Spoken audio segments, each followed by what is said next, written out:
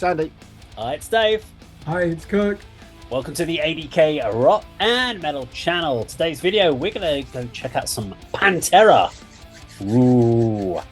But what Pantera are we going to check out? That is the question. Got any guesses for me, Kirk? What do you reckon I'm going to ask? We're going to check out today.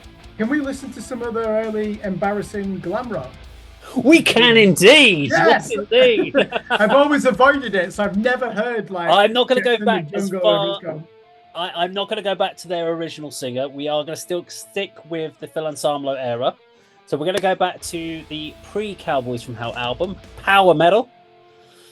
We are going to actually check out the song called Power Metal, and you can have a little bit of a listen to that, and we'll give you our thoughts and feelings at the end. Let's go check it out.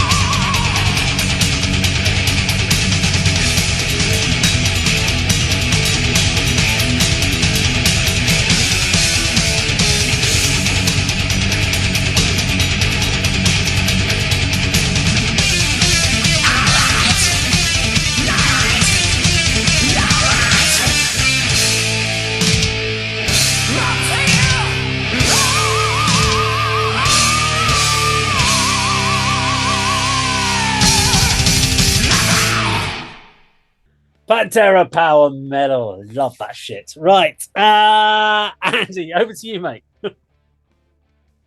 Obviously, that's the first time I've ever heard that. A bit late to the party when it comes to Pantera, but obviously I really like Cowboys from Hell, and Vulgar Display of Power, those two albums. But that was good, wasn't it? I really enjoyed that. You'd never know that was Phil Anselmo though. Yeah, first thing that comes to mind was sort of Defenders of the Faith era, Judas Priest, Yeah. early Halloween. You know, that's sort of proto thrash metal, isn't it? You definitely think it was if the sort of notes were a little bit lower in the register, you know, on that opening riff, they're a bit sort of high pitched and everything. But if that was a bit lower, you know, in sort of, you know, the chords they were using, that'd be sort of really good sort of early 80s thrash. But I really enjoyed that. Good production, terrible logo and album cover. Where it's got power metal. When I first saw power metal at the bottom before you even pressed the play button, I thought, well, they've taken that from the AC/DC album Power Age. You know, they use that very same font which is supposed to replicate electricity or whatever it is. But yeah, that was really. I mean, the production was good. The drums you could hear them coming through. But I'm going to check that album out. I really enjoyed it. I mean, one of you will probably fill in the story as how they transitioned from that into Cowboys from Hell and what sort of time period was involved. But prior to that, were they even more sort of? I'll take you through that. Far removed from the Pantera we know and love. I have seen the images. I've seen, like, you know, some of the photos and everything, and some of the early album covers. But he can hit a note at that stage, can't he, Phil Anselmo? Yeah, he really, you know, there's Rob Halford here, you know, range of vocal delivery there, and as I say, enjoyed that a lot. Excellent. Pleasantly surprised. I thought it was going to be terrible, but that was good. How about you, Kirk? What do you reckon? It's important to say that Pantera clearly were never a glam metal band, were they? Despite the image, that is old school heavy metal. It wasn't old school, and obviously in 1988. So the irony is, in the 90s, this band had to bury their past, didn't they? They were ashamed of it because of their image and because of the association with the Dungeons and Dragons heavy metal cliches of Iron Maiden and Judas Priest. In 2023, they can be proud of their heritage because they were fucking 100% heavy metal. When we talk about, Andy, the movement that you know and love and discovered, when you saw Iron Maiden on Top of the Pops, Number of the Beast, 1981, and you went out to Woolworths and bought the album. And now their authenticity, ironically, is probably not in doubt, is it? They were not writing glam metal. They were just playing like Judas Priest and Halloween and Manowar. And that is as heavy metal as it gets. The song itself, love the energy. I don't think the production was great, Andy. But obviously you were talking about, you know, you grew up on this stuff. To me, the guitars would need to be louder in the mix. I don't think you would listen to that and think, oh, this guy, Diamond Darrell, as he was called at the time, is a great guitar player, he's a real shredder. You don't get that from the song. The moments where the drums and the bass are carrying it, you can't hear the bass, so I think it needs a lot more low end in there. There's no point me criticizing what's effectively like a demo album from 1988, though. Great song, and I keep using the word irony.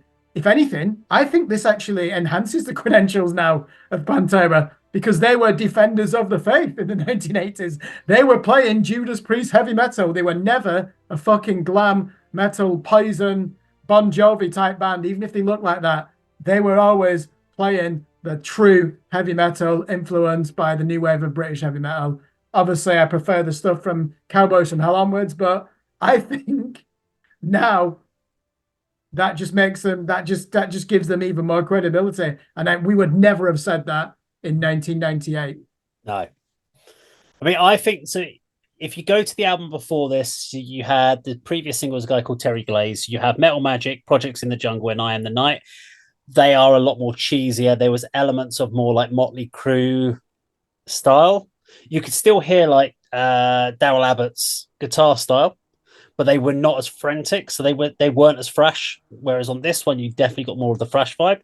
Power Metal is a great album. Yes, you've got the elements of what would become songs like, or the style of songs that like Cemetery Gates, and it's amazing to think this came out in '88, and then literally 2 years later they had Cowboys from Hell came out with a completely different vibe.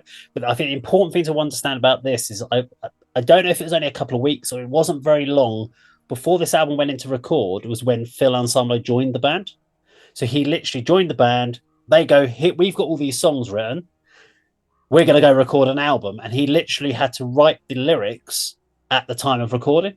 So one of the things he was always kind of said about this album, when they got to Cowboys from Hell, they didn't really play. There was a few songs that kind of crept through on that tour. But once they came out of Vulgar Display, they never played anything off this album because he was like, the lyrics don't mean that much to him because he literally just had to write them and record them there and then.